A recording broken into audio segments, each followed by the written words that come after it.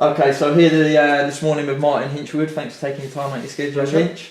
It's a bit weird for me sitting here because growing up I was so scared of you, it was unbelievable, but now sitting here with you, it's all Well, you should have been scared, I was trying to help you. No, and I appreciate everything you've done for me. I learned a lot from you over the years, but getting back to today, you're currently a scout at Stoke City. Can you tell us a little bit how that came about? And Well, I was at Portsmouth at the time. That was 3.5 years ago now, and in the summer they changed managers. Andy Alford went in, they changed some roles, and from being full-time on my money, I was virtually part-time. Right. So at Portsmouth. At Portsmouth, yeah. So what I did then, I did a bit of coaching at Lewis in their academy. Right. Yep. And at Lancing College. Okay. I still do that there now for 3 months every year. But an opportunity came for me from Stoke, Mark Cartwright, who was an ex-player at Brighton, who I knew, goalkeeper, and David Wright, who was at Portsmouth, who I had a new team there, who was head of academy at Stoke. They spoke to me and said, look, this is what we're trying to do at Stoke. We've got an academy here, but it's been there, but not been there, if you understand what I mean, because there was no players coming through. Okay. And they had a sort of 5-year plan to try and get players through. So your scouting recruitment at Stoke is mainly revolves around the youth setup and the academy? Yeah, I'm officially 17s to 21s. Okay. But now there's an under 23 league, so it goes to that. So I cover the whole south, which goes down from Newport to Plymouth, right away across the country up to Norwich. Brilliant. And I have 4 other lads who do work for me as well. Oh right, so you've got some runners running about for you watching games. Obviously you can't be in 2 places at one time. No. So that tees us up for quite a good question actually. How the recruitment and the scouting systems changed over the years. Do the club send you to places, or do you just go and watch it? No, the thing is, I look at the games each week, and I might have had an email from the club or an agent or somebody saying there's a play here. Yeah, we'll get them covered. But majority of the time, what we try and do at the beginning of the season is cover the whole group that you can. Okay. Now there's Cat 1, 2 and 3. We try and go through Cat 3 more to start with, because if you go to Cat 1 and get a play, it's going to cost you millions. Right, of course. So we tend early in the season to try and cover all the clubs at least once early on, and then who sticks their head up, we visit them. So obviously some parents might be watching this whose kids play football and stuff. Can you explain to us, for people that don't know and myself, what the process is? If you like a lad, what sort of process do you have to go through? Do you just inform the club? Do you go straight to the parent and invite them to a training session? If I went straight to the parent, I'd be right in trouble. There you go. It's like the old days. It's more so, I think more things go on now. Right. If I go back years at Brighton, you had to go, if you were at a school game, you'd go for the teacher. Okay. Or if it was a Sunday game, you go for the coach. Right. So you'd never approach a player directly? No, you never approach a. And then you go to a coach, you might say, well, what's the point of that? I'm not going to win nothing this year. I'm not telling you his name. Right. So you then go back to the school, see the parent, and it goes in that respect. But you just can't go up. You can't just approach players. So nothing's really changed. Yeah, if I go to a game now, under 18 games, say at Wimbledon, I have to stand in a little square in the corner of the pitch, because I'm a scout. So you can't wear all your gear and stuff like that? Some people do wear their clothes now, but Stoke, they just like us to be there. People know you are anyway. Yeah, of course, yeah. But they don't, people turn up with all their coats on, tracksuits on, the club they're at. All right, fine, but... You like to be a little bit more subtle in the way you do. Yeah, if we can. I think the Stoke want us to be, be there, but not be... outlandish and everybody knows who you are. That's a fair point. I mean, let's go back in time to give people watching a bit of context on you and your background. Born in Reading, grew up in Croydon. You and your brother Paul got scouted by Palace, I believe. First team manager Arthur Rowe was watching at the time in 1969 in the London FA Schools Cup final.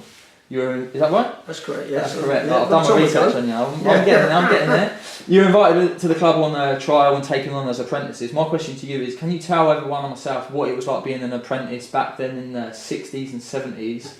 And can you compare it any way to today's setup? You can't compare it to today. No. You're an apprentice, I think when I first went to Palace, I was on £8 a week. So what's that compared to today's money? Do you know what the apprentices get now?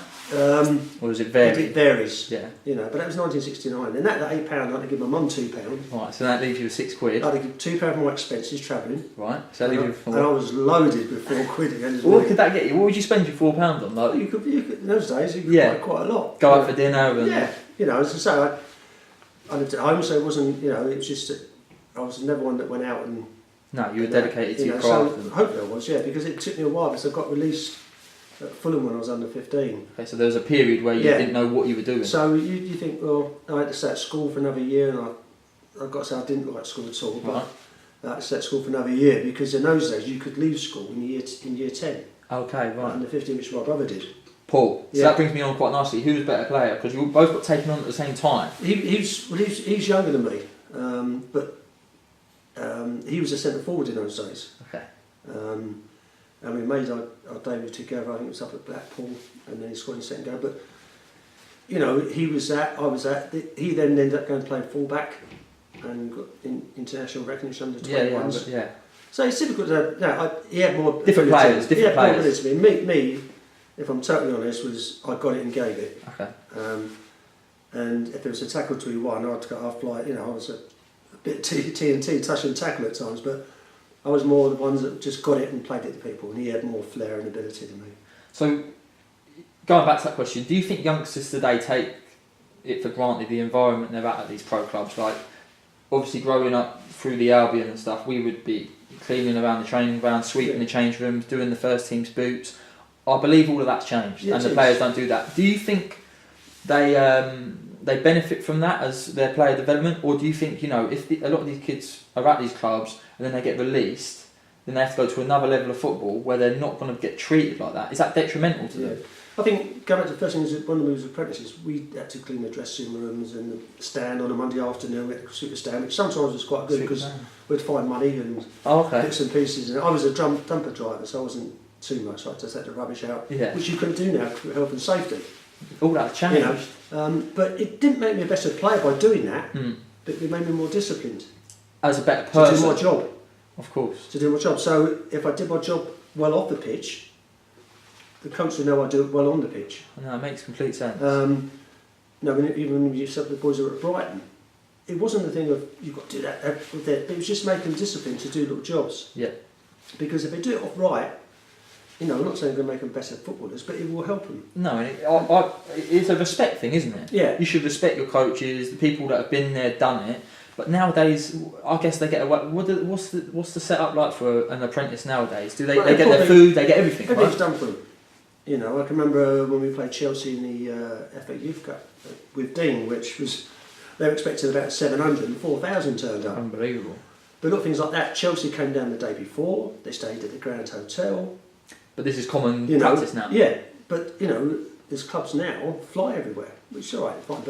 But in those days, when kids come in, we used to think when they come to our football club, we want them to be footballers. Yep. But also, we've got to make them people, because it's a nasty world out there. Of course. Yeah. So if we release them, they've got to be able to deal with what's going on in the outside world. That's the big worry for me. These boys, you know, they get their food, they get their kit, they get everything done for them. They might 1% make it. Then what do they do? Yeah. Are we setting them up for failure almost? Because when they go to the non-league, county league, they're not going to get that treatment. And how do they deal with that? They can't cope with it. There you go. That's at Portsmouth, for example, the boy at Portsmouth who went on loan to Lewis. Funny little thing. Game finished. He said, "Where's my towel?" They went, "What?" When was that? Recently, or that 3 years ago? Yeah. So he came in. They phoned me up and told me. So next morning, on the Monday morning, he came in. I had a dozen towels for him. He said, "Here's your towels for me." Take to Lewis. There's little things like that even now I go to trials and things like that. All the kids have got agents. I guess you can't blame the kids though. No, it's not them talking to him. It's the agent's trying this. My boy's this and my boy's that, and he can do this. And it's the boys that will either earn their living or not. Once they step on that pitch, there's no hiding place. The agent can't be there holding your hand on the pitch. And that's where kids earn their living. You know, we can talk and explain and help them off the pitch. But once they've gone over that white line, as Barry Lloyd used to say, it's up to them. What's your thoughts on the agent, the whole industry at the moment?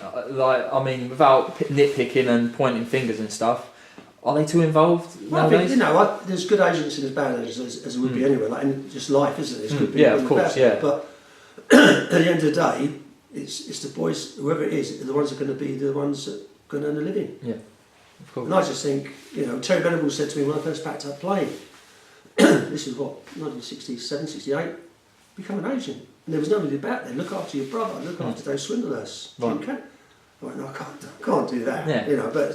But people can do it. But there's a living to be made doing it, don't get me wrong. Of course, it's if you get the right player, then you laugh. If you're Popper's agent, you don't have to work a day ever again. No. But then again, it's like trying to help and push them. Do they help them enough? I don't know. Some will, some won't. As I say, I know some agents I phone up and say, look, we're looking for a left back, for example, under 16 level or under 23 level, and I know I can trust them. So you have a book of contacts, and that's and they're probably who you deal with. players, people that I know that I've crossed their paths in the clubs I've been at. It's interesting, really. I think, like you say, it's becoming an industry that's very profitable, but ethically, are they doing the right thing for the players, for the clubs? When you took over at Brighton and stuff, did you have to deal directly with a lot of agents for your players? Not really, because then it was different then. Maybe it was just finding kit for them to train them. When I first went to Brighton in 1917 Wilkins, there was nothing there. No agents to deal with. The club were at Gillingham. There was no training kit for the kids.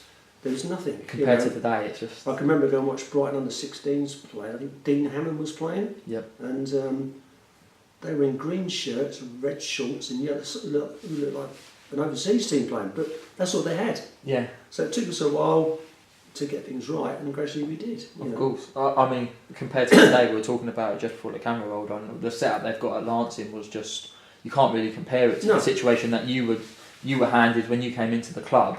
Can you just give us an idea about what it was like when you first came? Just elaborate a little bit more on that, and tell us how you it gave you a great opportunity to do a good job, because there really was nothing there. There was nothing there at all. And you transformed it into, in my opinion, where it is today. You played a massive part in that, and the boys that came through the system, a lot of them still playing today at a very high level. You had a massive impact on that. So can you just let us know what it was like when you first came and how it's evolved? Because Sussex is a big area. You've got the sea one side of the area there. So we had a satellite centre at Eastbourne as well. That's right, yeah. So the coaches were there. You give them the opportunity. Some clubs would go in and say, well, they can all go in it. But they'd been there and they wanted an opportunity and they wanted to work there. The first couple of years there, we had people like Ian Chapman, John Byrne, Russell Bromwich, all ex-pros, which was good for us, and they definitely weren't there for the money. I can tell you that now. But what you try and do is you make them feel part of the football club and be part of the team and work together. It wasn't just me that they would say, oh, you were there, and they said, it wasn't me. I just probably signed the forms, or Vic signed the forms to say they're on 6 week or we're taking them. But we try to make it a team off the pitch. Yeah, that makes complete sense. Do you think the setup's right for players? Do you think we make decisions on players too early in England? Because going back to when I was involved, and just speaking from my experience, it was you would go through your youth setup, 16, they'd make a decision on you to keep you on for 2 years, then 18. Do you think that we make decisions on people before they're physically grown into their bodies and stuff? If you could rewind the clock, would you have changed anything? I think overseas they wait till you're 21 a lot of the time. So the thing is we had there is that the club financially, it all comes down to that. Yeah. So that's what it came to, that you couldn't afford to wait. I know it sounds stupid. We just couldn't. If we felt like under 16, we're given up. They'd had the opportunity to be an apprentice.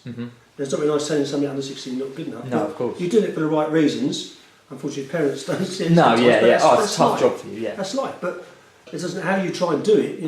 We had them in 1v1. I used to go to people's houses. No, trying to get the right way around, but it's difficult in that. Because the kids have been there a while, and you get affectionate. You get to know them well on off the pitch. See them every week, don't you? It's hard, but you're doing it hopefully for the right reasons. But if the money was different, it was basically a money thing where you couldn't have 30 kids in the stage. Well, for example, I said earlier about Dean Hammond. They gave Dean Hammond, I think, 3 months to start with, because financially they weren't sure about him. Right. And he ended up having a career he had, playing a career he had, and being very successful at all levels he's played at. But that was the biggest problem. We couldn't gamble. And at one stage, the Premier League decided to change it to under 17s and under 19s leagues. So that helped us then by having that extra year as a scholar. Got it. Because sometimes the extra year they do push on. Yeah, of course. That's you get a lot out of that. And that was great. Age. And it was really good because the under 16s then were playing competitive in a league. Got it. But when they were beforehand, they were just playing friendlies, we lost 40. Oh, well done, never mind. It didn't mean anything. And sort of saying it's not important to win games. All right, it's not so much at that age, but if you keep losing, it becomes a habit.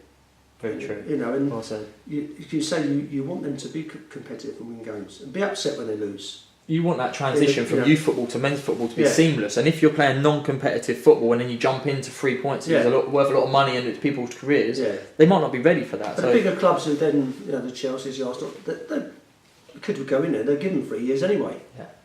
And so the extra year is important. So if you as long as you take a boy under 16 for 2 years on a scholarship, doesn't matter if they've been coming into the building for 4 or 5 years, it's a totally different building once you come in there full time. Yeah. And it is now today. But it might take a kid 4 or 5 months to settle in. Of course, yeah. And then you tell him then, the following January, so he's probably had it, at that 2 years, he's probably had a year. Where he's really dedicated himself. You know, he might come from, perhaps living abroad, coming from Ireland, or even if we had boys living in Portsmouth, we got them in digs because the travelling, we didn't want them to shut it down. So like sometimes it takes, it's all very well saying, yeah, but he's been here since he was 8. Yeah, but when you're full time, you go through those doors, it's totally different when it's full time. This touch, very, very true there, Hinch. This touch on your career, you had great success at Palace, semi-final of the FA Cup in 1976. Can you explain to everyone watching that myself how the game has changed on the field? Like, you know, not so much tactics or anything, but how the game has developed or gone backwards, however you see it. Do you think the game's gone soft? And finally, how do you think players from today would do if they were playing in the 60s, 70s, 80s? You know, the thing is, it's a great argument. We all love the game. It's all about opinions, that's why we all love it. If we all had the same opinions, nobody would watch the game. You know, I think the game's got quicker, more technical. Sometimes I watch games now and I don't know what handball is. Really? I don't know what... You have to catch it sometimes. I don't know what a tackle is. Right. I don't know what offside is anymore. So that's changing the way, you know, in that respect. But it's difficult to judge players from that era to the era to this era, going back. And I think you go and judge people on what's there now. It's relative to the time. Yeah. You know, and I know players that I think I played against could cope this level this year, now. And players now could cope in them. But it's difficult, you know, it's a great, you know, you can have arguments about it, but I just think that was then, and in my opinion, this is now. I don't think I couldn't cope playing this way it is now. Why is that? Is it because the athletic side of it, or is it because... I'll probably get sent off every week. Yeah, there you go. Not that, but no, but, you know, my dad's 88, he was an ex-pro. Yeah. And I went round the other night, and I said, what football's on telly? He went, I can't watch that. I went, why? He says, it's backwards, it's sideways. He went, why do they do that? I went, I don't know. Why though? What? It's a great talking point. Even you were at Brighton, we wanted boys to play. Play from the back if you can. Of course. But don't force it. There's time and a place for it. But now you're trying to, when you're coaching kids, you want them to have different ideas about the game. But at the end of the day, they've got to make their own decision when they're on the ball. Of course. Can't do it for them, And the person standing on the side can't make that decision for him. If he makes, you know, he sees what's on and has to make that decision. And I think sometimes that's gone a little bit out the game a little bit. And we're trying to get people to play, which is great. But you know, why try and play? You know, I watched a couple of games this year, and I watched one team in London, under 18s, concede 4 goals trying to play out the back. It's unbelievable. And surely after the third time you think... No, they're 4-0 down, they're still doing it. And you're thinking, all right, you want them to play, don't get me wrong. Yeah. But would they do that in the first team? In front of 50,000 people. So I know you want the boys to play, but they've got to grow up knowing when and to play and how to play. It's a results business. You can get beat 4-0 and play great football, but it doesn't mean you're not going to be there for very long.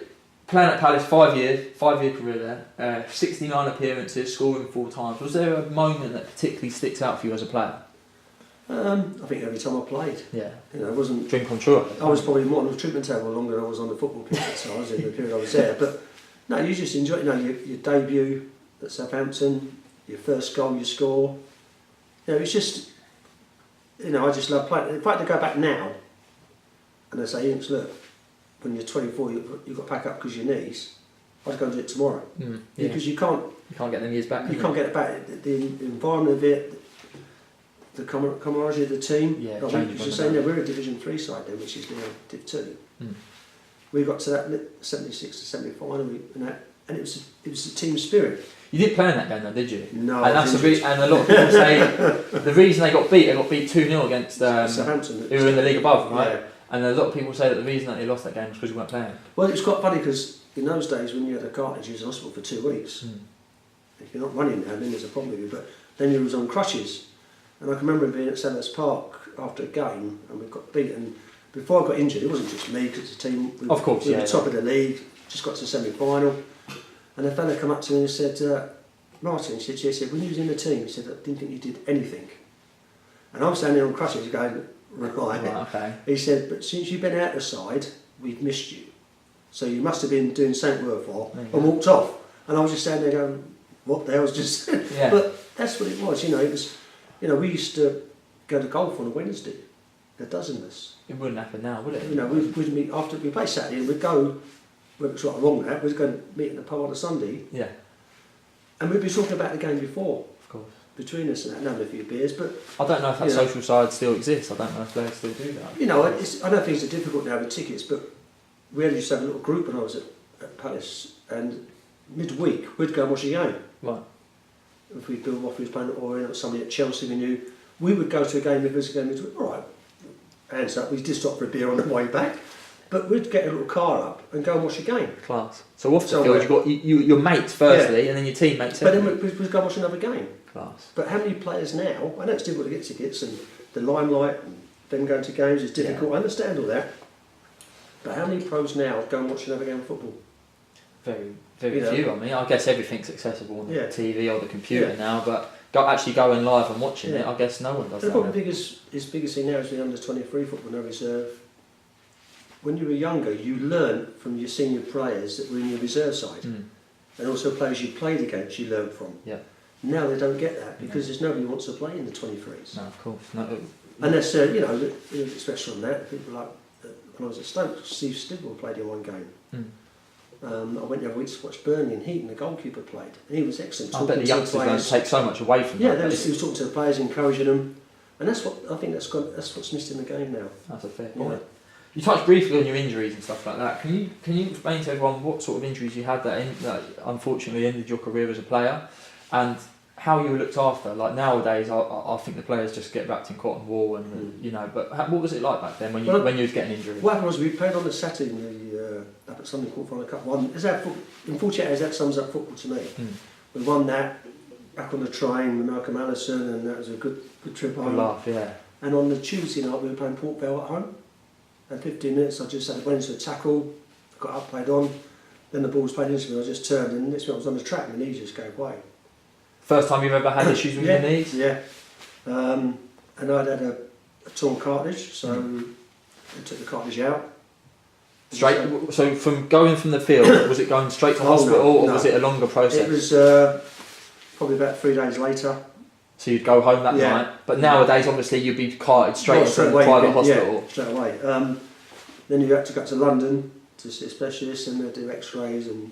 So the club did look after you, but it was a more drawn out process. Yeah, they were a good club in that. But in those days, in the end, I had to pack up. They told me to pack up, and I was going to, but then. What was that conversation like? Being told, look, you might not play football again. Well, I think we went into a pub, me and the physio, and we were drunk in an hour, so that sums it up. Quickly forgot about it. But no, it was hard. Of course, mate. But then I was lucky that an opportunity company to get into coaching. There you go. At 25 years of age. So I believe you went straight to Chelsea's reserves. No, from there, when I first packed up, I got the job at Palace. At Palace, okay. Yeah, Terry Venables was the manager. Right. Wow, what a platform that is to go into. But then there was still something about me, because I was so young that I went to Leatherhead. That's right, yeah. You played at Leatherhead, didn't you? Yeah. I went there as player manager, because I think I just had to get out of my system. I couldn't play at the level I was at, because the knees were there. Which probably was a silly thing to do, because Terry Venables went on to manage Tottenham, England, Barcelona, and I could have been in there. So you could have just followed him around, maybe? When I left Palace, George Graham took the job as youth team coach. So sometimes I think about that, but at the time, it was I right for thought it you was right to do. I guess when you've just come out of the game and you're coaching, you probably felt like you could do a better job than some of the players out there, and that probably spurred you on to get back. When I first went to Leatherhead, I didn't play early when I first went there, and I had quite a few experienced players there. Chris Kelly, who played Leatherhead, he was playing 1 2 others, and I thought, so I've got to play to show them what I'm asking to do, what is not difficult. So I did a couple of games. I left myself out, and they were going, "Man, why are you not playing?" I said, "Well, I just wanted to show you little things in that." So it was a good learning curve for me going into that. So where was the end? Your playing career finished, and you jumped straight into coaching, and you landed yourself a few roles before eventually being at the centre of excellence, what it used to be called at the Albion, where you ended up as director of football. Huge success at the Hove Albion's youth set up, guiding handfuls of players through the ranks, all the way from little kids all the way to 18s and men's football, getting them ready for the pro game, with a lot of boys still playing at a very high level, that you've had a huge impact in their life. What was your philosophy as director of football at Brighton in terms of player development and just getting players into that first team? Well, when we first went there, I was with Dean Wilkins, who was youth team coach, and Brian Holt was the manager, and he appointed both of us there. What year was that? Was that 98? 98. Yeah, and we just went in there and looked at what we had. There were some decent kids already there, but perhaps needed a bit more guidance than they were getting. Our philosophy was that we wanted boys to come in there to want to be there, to want to play football, to enjoy football, but be competitive as well at the same time. So it's not going to come away saying, oh, we lost 4-0, but we didn't play well. Well, hold on, we just lost 4-0. Yeah, of course, it's a results business. So be competitive, but enjoy it. That's the biggest thing, enjoy your football. Have us play with a smile on your face. If you make a mistake, how do I react? How do you react to it? You're going to stand there, or you're going to try and win it back? So there's a real balance between player development but also going out and winning games. Yeah. That makes complete sense, and I think that's probably the best way to do it, as opposed to now where it's like, if we get beat, let's make sure the players... We had a thing with Dean, said we sat there when we first got the job saying, wouldn't it be nice to have a team, because then again they were in Division 3, playing at Gillingham, hardly any money, wouldn't it be nice to have 11 players from Sussex in the thing? And that was our aim. And You'll probably never happen again though. And I think we, to one stage, we played Bristol City away, Scott Chamberlain came on a sub and we had 8 on the pitch. Big time, yeah. So, right. You got there, you were there. Yeah, I think when we both left, we left it in a better position as ever been. But it was just like trying to get local boys to be part of it. Which is different now. And it was great that Dick Knight feel like that, got the club back into, first thing was to get back into Brighton, so the club had the boys had somewhere where it was theirs. It was their club. I remember going to the first winter, went to Gillingham to watch a game from Selsey, watch the first team game, went up there, watched the game. It used to be 8 o'clock kick-off. I got home at 2 o'clock in the morning. Ridiculous. But when it got back into Brighton, that's when it really started to, even if it was at Withdean, the club was back in the city. That's what was the main thing. I mean, you were director of football, but whenever there was a transition in the first team with coaching staff, they would often call you in to look after the men's team. Yeah. What was that like for you? Obviously, being very hands-on with the youth and the academy and stuff, but then going into men's football, competitive football. Was that a job for you? Was that a hard task?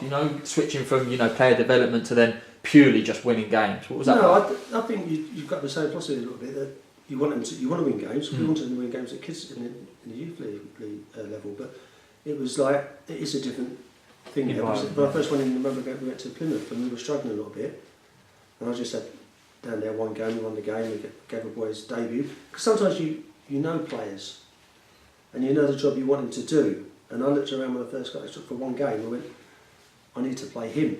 And it was a youth team player who lived from Hastings, and he ended up manning the match on it.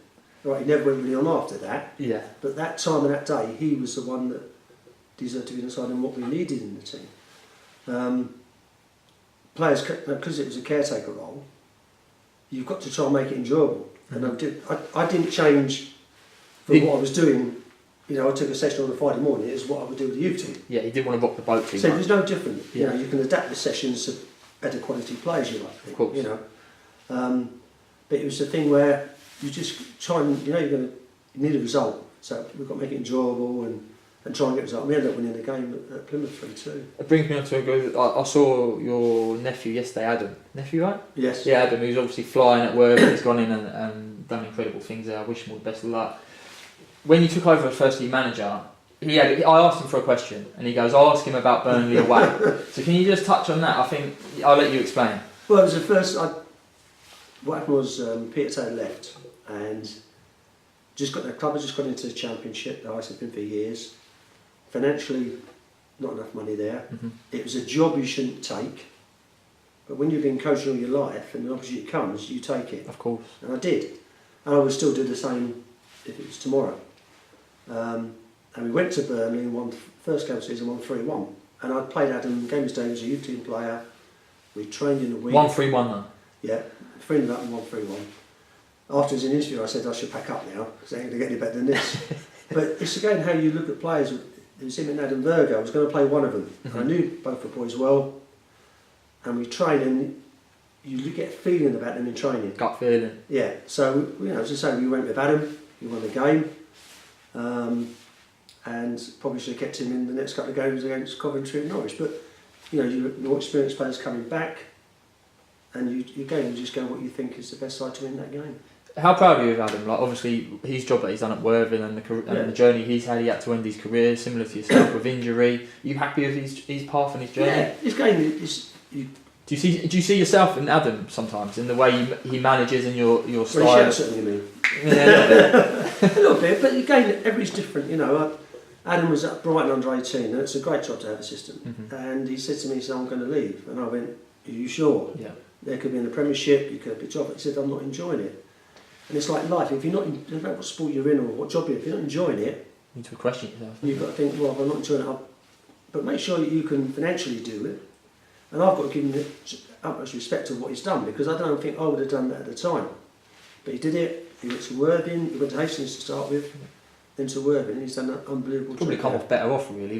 His reputation now is probably better than... It doesn't matter what, if it's in football, if you're working at college, if you're working in the bakers, if you don't enjoy it, don't do it. No, good advice. Listening. And hopefully now Alan can get the season out, pre-season, get some players in there, and they can have a real push next year. I think the biggest thing with Adam was that it was making decisions.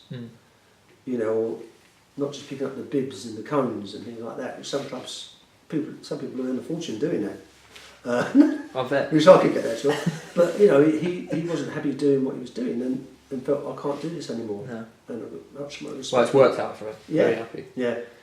So just to wrap it up, I think we've been talking for a bit now. You've had an impact on, I'd imagine, thousands of young footballers throughout your 14 years at Brighton and before then, their careers, and there's not many more people qualified to answer a question like this. So if you could give advice to a youngster who's maybe got scouts looking at him now, they're coming to his games and stuff and offering a deal that you've set up, what would your advice be to a young player today to become a professional footballer? The biggest thing is sometimes it's the parents as well.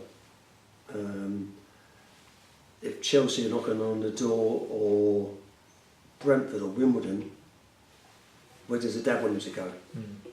And there's got to be parent makes a big decision. Yeah, there's got to be a pathway for a boy to go somewhere now. I went to Chelsea a couple of weeks ago to watch a game, and there was a little boy with kiddie tracks on, and he had number 269. I went, is that your number? She said, yes, my squad number. I said, how old are you? He said, I'm under 10. What's that about?